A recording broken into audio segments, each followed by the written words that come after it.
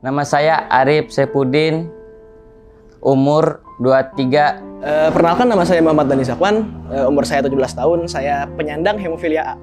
Perkenalkan, nama saya Indrianingsih, saya orang tua dari pasien bernama Muhammad Subki Al-Fajri, dia mengidap hemofili A.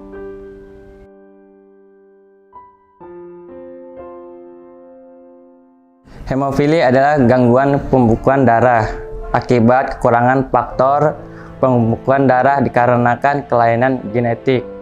Yang saya ketahui tentang hemofilia adalah hemofilia merupakan penyakit kegangguan pembekuan darah yang disebabkan oleh kelainan genetik, yang dimana penderitanya itu memiliki kekurangan faktor pembekuan di dalam darahnya.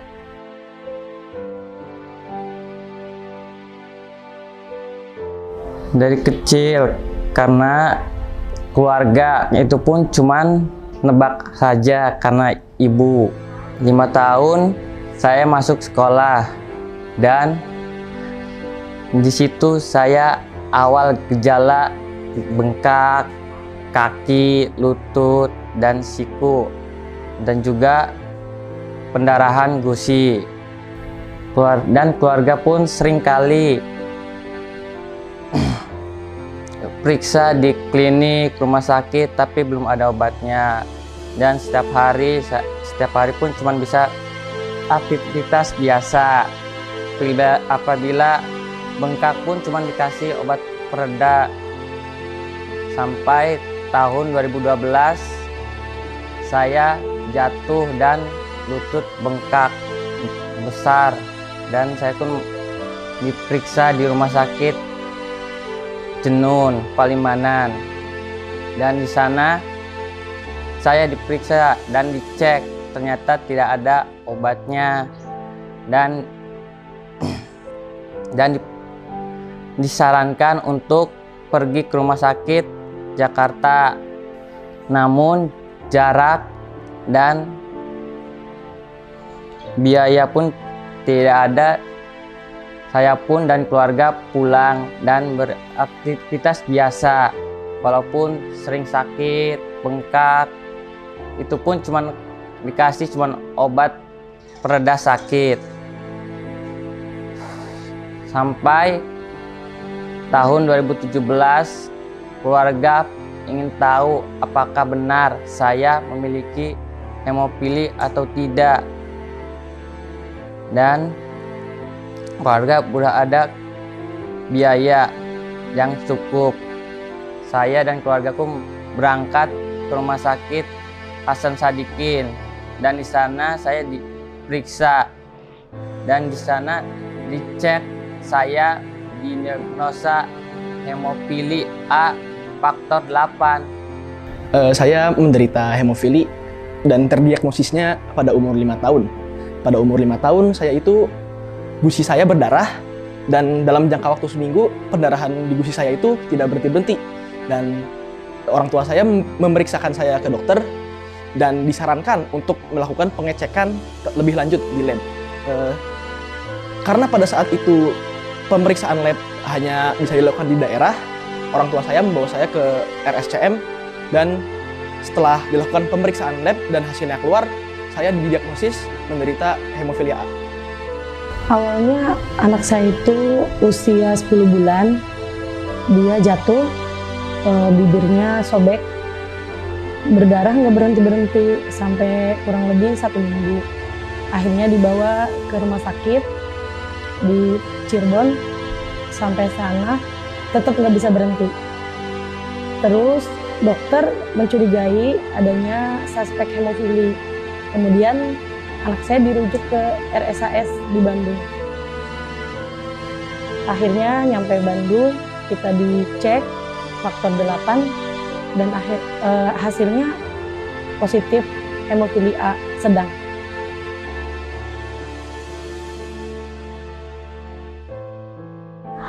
Jelas aktivitas jadi terganggu dan terbatas karena seringkali bengkak dan lain-lain, karena tidak ada obat.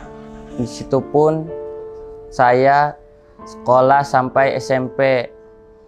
Saya baru dapat baru menemukan himpunan hemofili pada tahun 2018 dan sering kali mengikuti edukasi dan pelajaran di situ, dan saya dikasih obat dari rumah sakit Ciremai.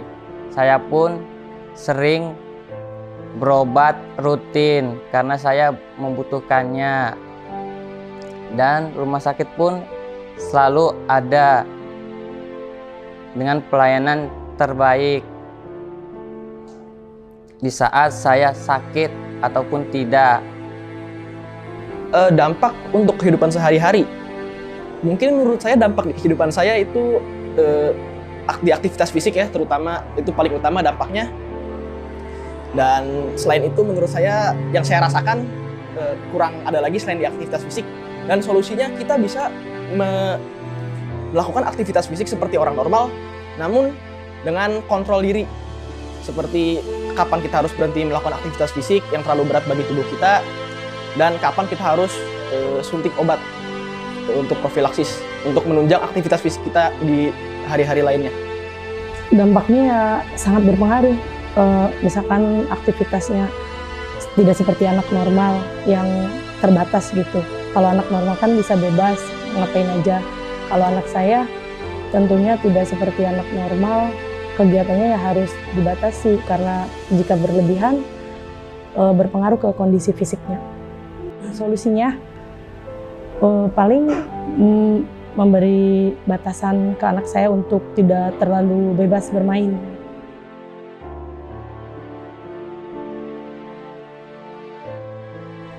Saya ingin membantu keluarga karena keluarga selalu mendukung saya untuk semangat dan berjuang, dan disitulah saya ingin membanggakan dan sampai membahagiakan kedua orang tua saya.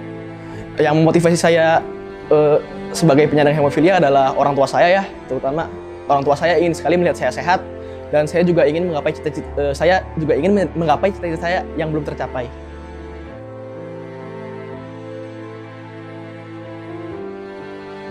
Ya awalnya sebagai orang tua juga kaget ya, nggak nerima kalau anaknya menderita hemofili karena dokter mengatakan kalau sakit hemofili itu tidak bisa disembuhkan, cuman ada obatnya gitu.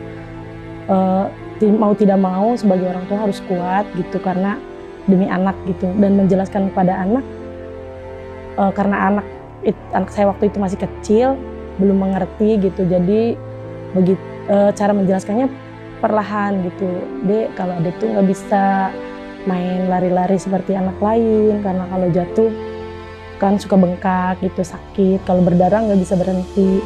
Lama-lama anak saya ngerti gitu, akhirnya paham apa yang dideritanya gitu.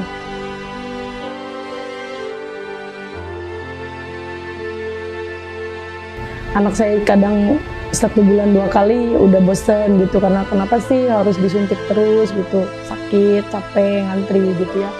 Terus sebagai orang tua pastinya kita ngasih semangat dengan cara ya kalau nggak suntik nanti sakit lagi gitu. Kalau kita harus rutin berobat, kita mau berobat sesuai dengan jadwalnya, nanti ada sehat gitu. Memberitahunya dengan cara seperti itu, atau enggak dengan cara kita ya biar nggak jenuh di rumah sakit, kasih makanan gitu, mainan atau apa gitu.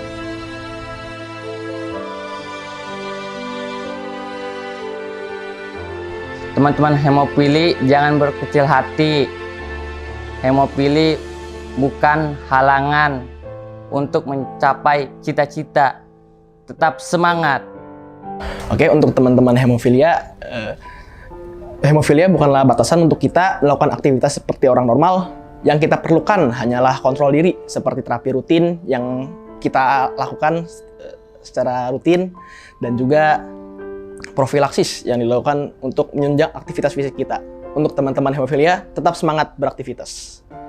Untuk teman-teman hemofili, anak-anakku, kalian bukan orang lemah, kalian anak-anak kuat. Jadi apapun kondisinya, jangan pernah menyerah, harus tetap semangat, rajin kontrol supaya kita tetap bisa beraktivitas seperti anak normal. Semoga selalu sehat dan tetap semangat.